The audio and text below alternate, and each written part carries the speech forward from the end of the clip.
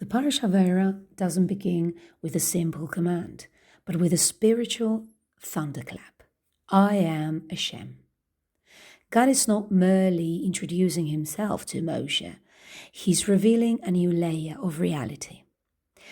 Rashi explains that while the patriarchs knew God as El Shaddai, the God who sets limits within nature, now he reveals himself through his essential name, the Tetragrammaton, the one who was, is, and will be.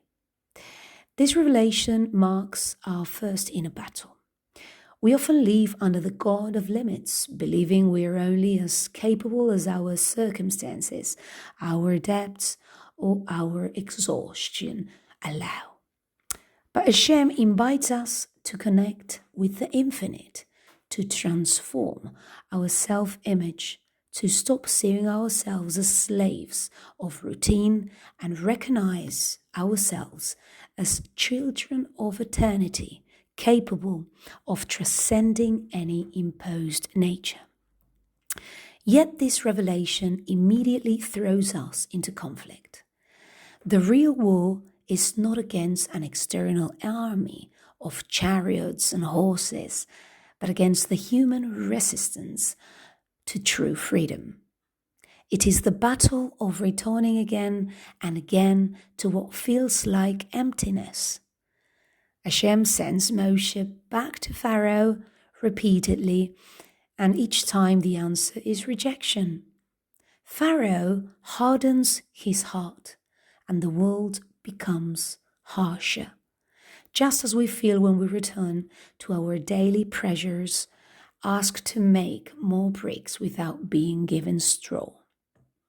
Sforno teaches that this cycle of apparent failure is not punishment, is it refinement? God does not send us back to exhaust us, but to teach us that our worth does not depend on external results or on the approval of whatever Pharaoh we are facing. Our value lies in our inner loyalty to the mission. In the midst of this struggle appear the Egyptian magicians trying to imitate divine power through tricks and illusions. They represent our own ego, the voice that tells us we can control reality through manipulation. But Aaron's staff swallows theirs, reminding us that truth always outlives illusion.